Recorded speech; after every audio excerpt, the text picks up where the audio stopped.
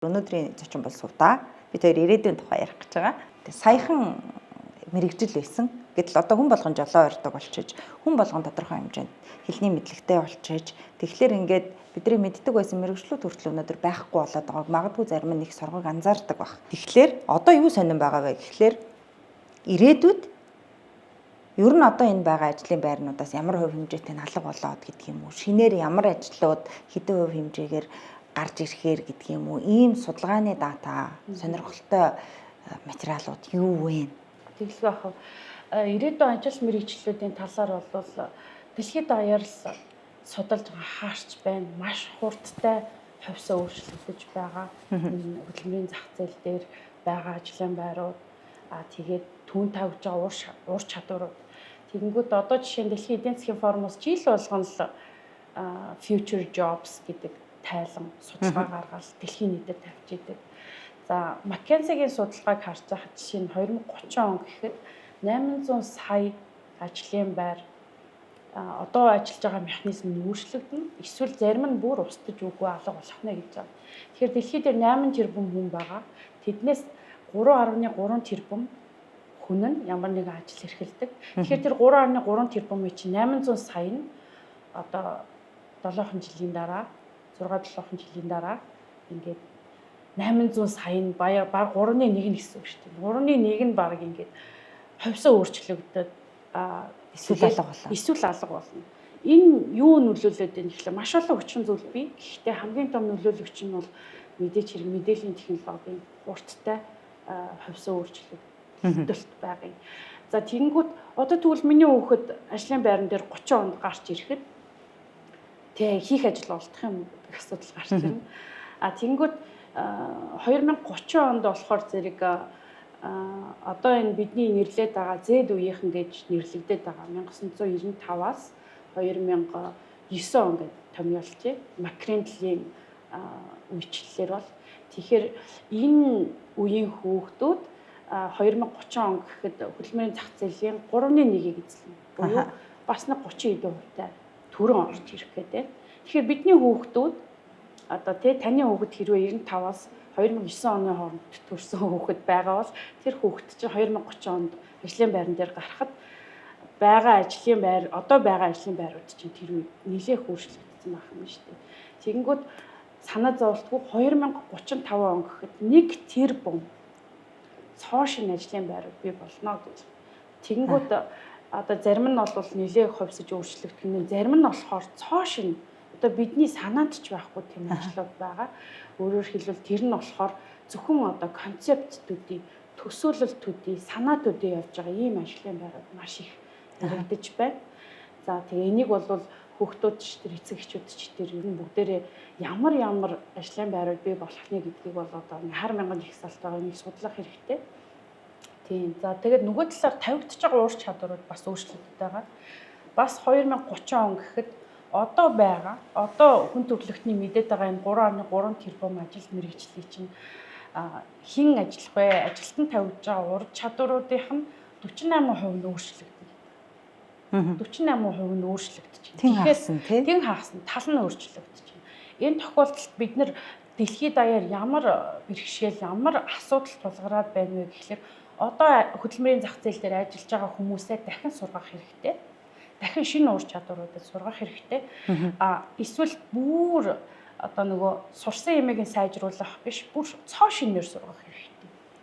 Ийм 90 үе ирээд байна л да. Тийм учраас нөгөө өөрөө чи хэлдгээр нэг мэрэгчлэр удаан ажиллах боломж өөрөө ингээ хомигдоод ирж байгаа гэсэн үг. Энэ агуулга нөгөө боловсрол дээр бол насан туршдаа суралцах гэдэгтээ ингээд уялддаг те нөгөө хин нэг намайг сургана гэж хүлээхээс илүү өөрөө бие дагаа суралцах ямар боломжууд гарч ирж байгаа вэ? Тэр шинээр бий болох эрэлт хэрэгцээ ур чадваруудад асар их боломж гарч ирж байна. Мэдээж хэрэг яагаад гэвэл энэ чинь зөвхөн Монголын асуудал чинь дэлхийн нийтээрээ л бид нэг цоо шин тэгсэн ирнээсээ тодорхойгүй ирээдүй рүү бүгдээрээ хамтдаа ингээд нүүгээд орж байгаа байхгүй.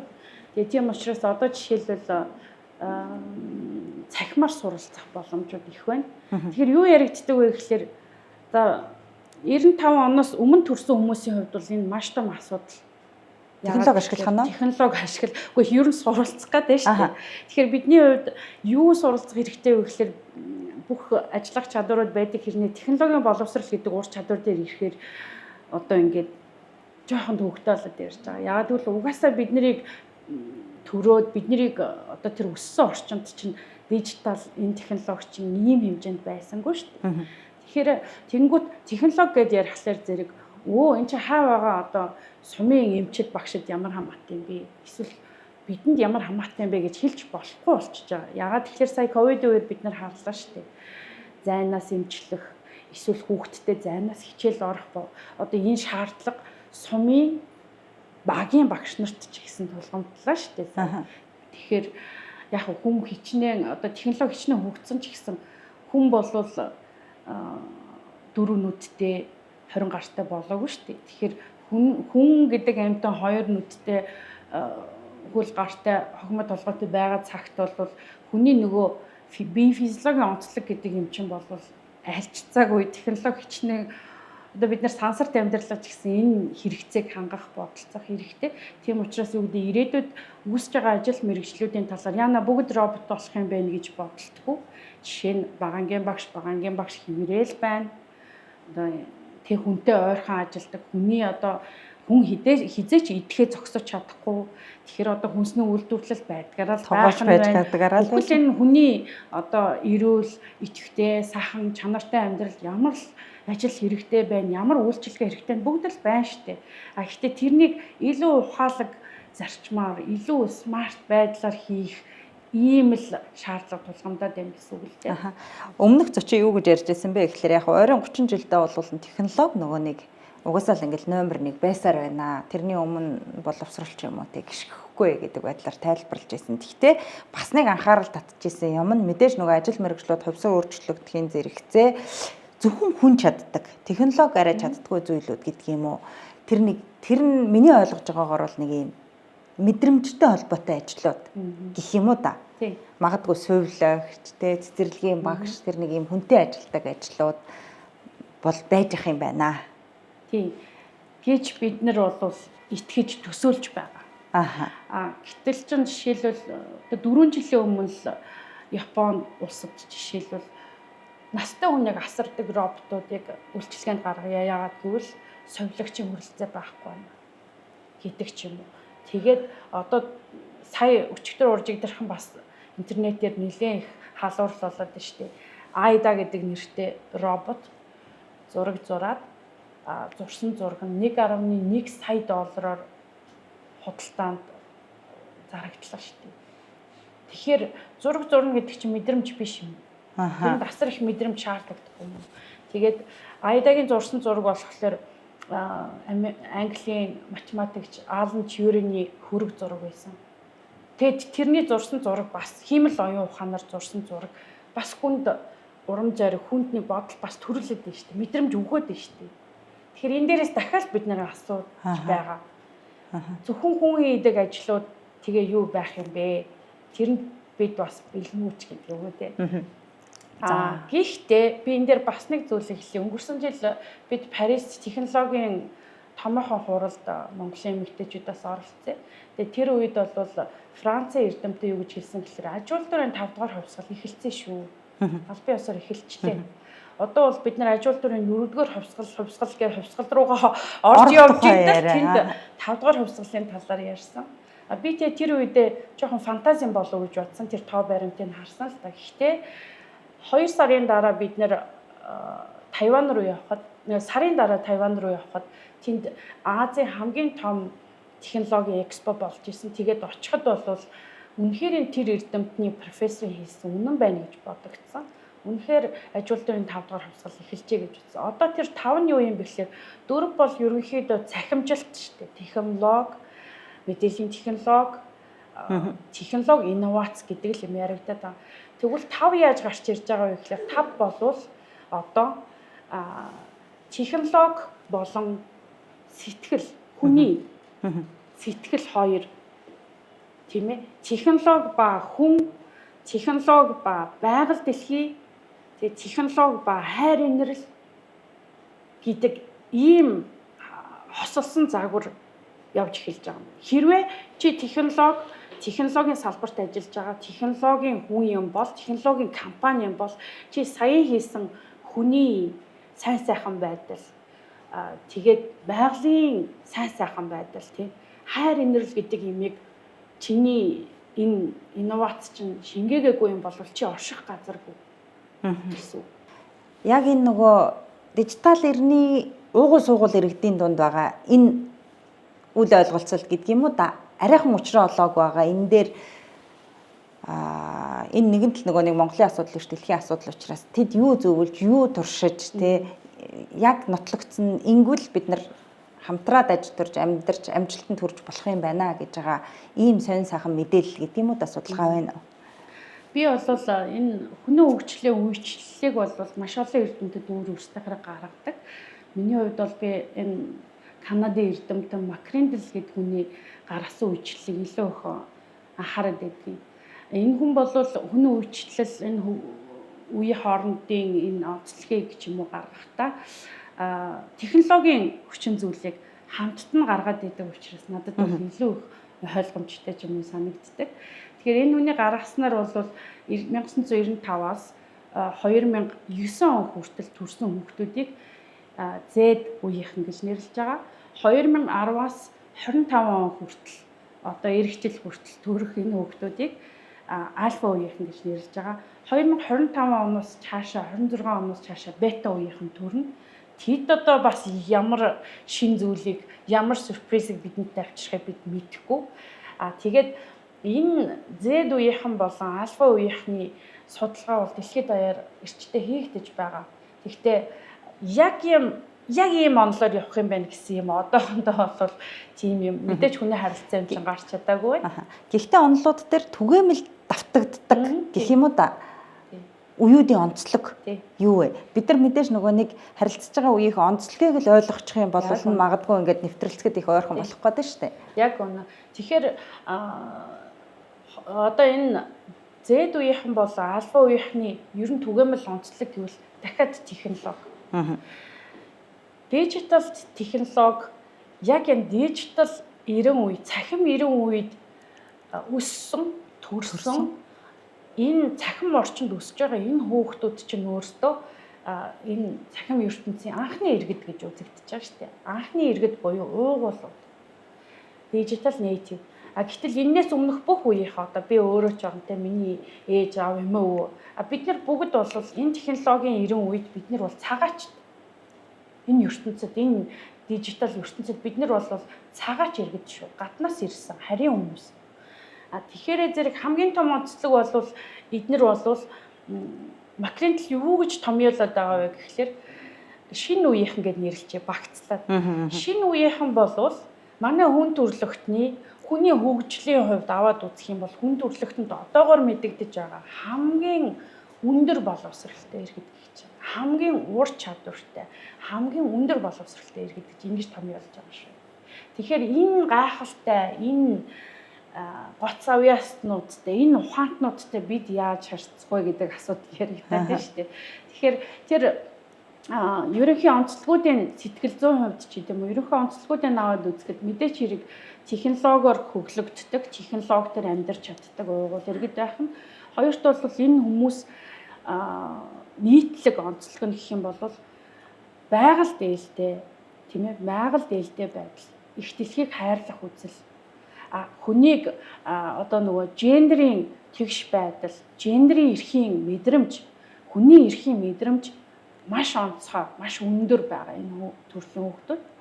Тэгэхээр энэ бол нийтлэг онцлог. За бас нэг ур чадварын хувьд гэх юм бол multitask буюу нэг зэрэг маш олон дасгал даалгавруудыг зэрэг хийх ур чадвартай энэ хүүхдүүд. Тэгээ ингээд маш олон ур чадвараар нь энэ бол ерөөсөө хүн төрөлхтний хамгийн гоц хүмүүс юм байна гэж ингэж томьёолоод байгаа. Тэгэхээр одоо энэ хүмүүстэй яаж харьцах вэ гэхээр хамгийн ихний зөвлөгөө нь болохоор байгаагаар нь хайрлаа. Тэрнгүү гоц.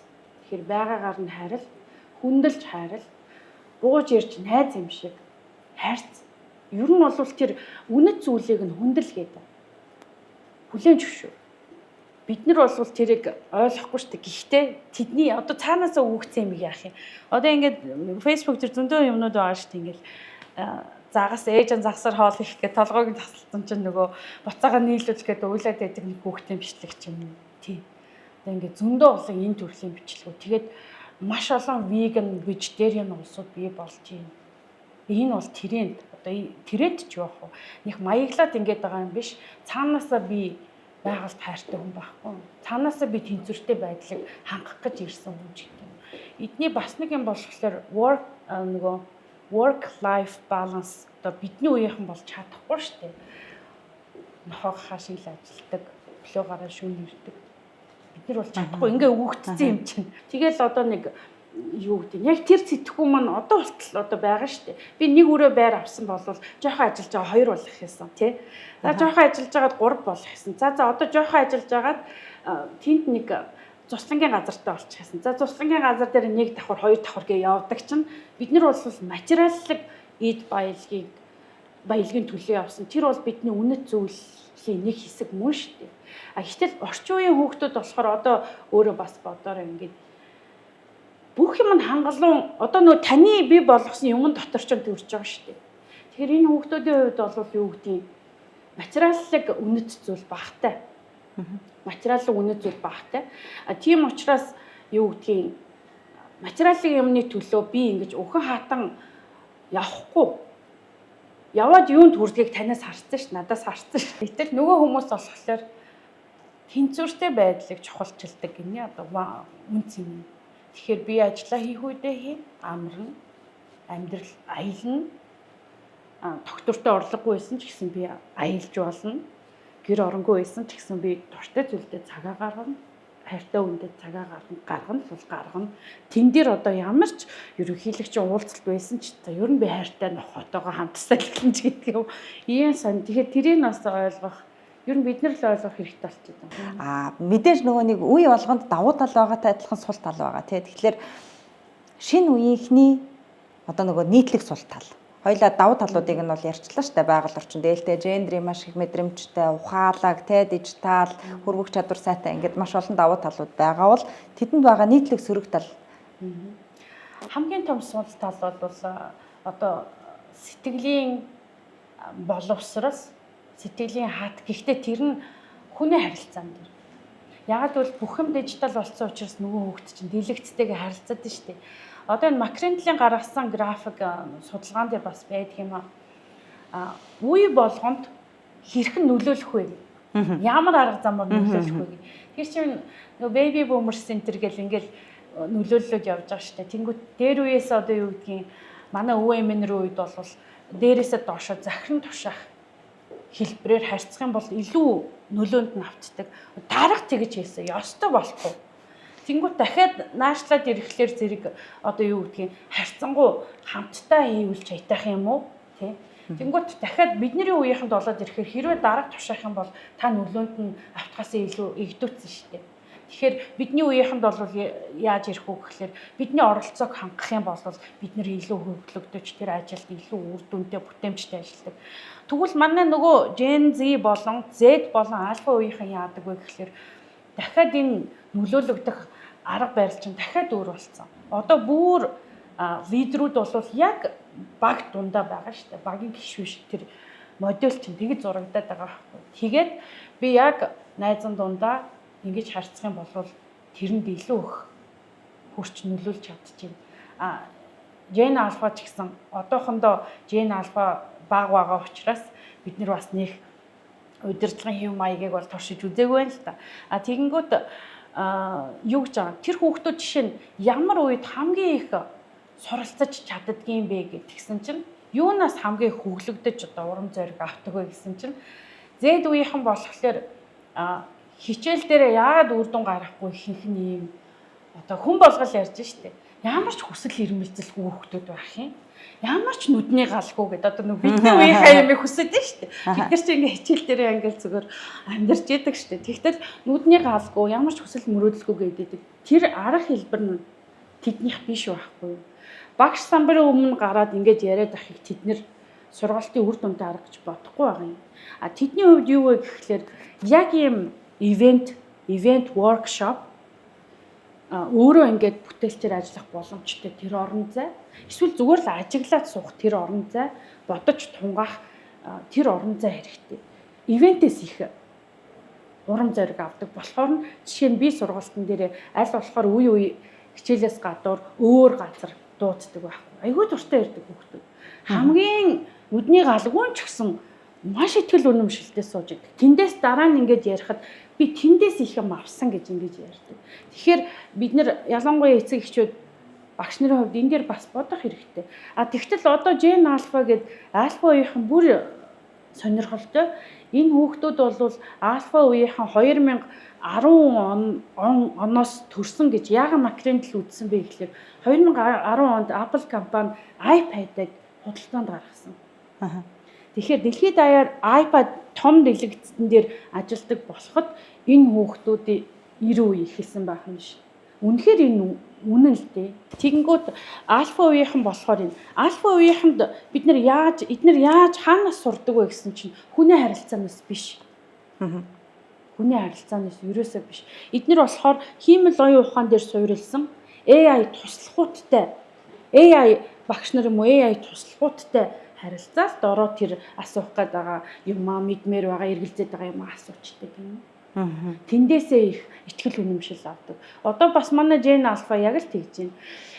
Ээж та мэдсэн үү? Саяхан team машин юм гарсан гэж штэ. Тэгээ би нөгөө AI-аас ингэж асуухлаар тэгж хэлсэн.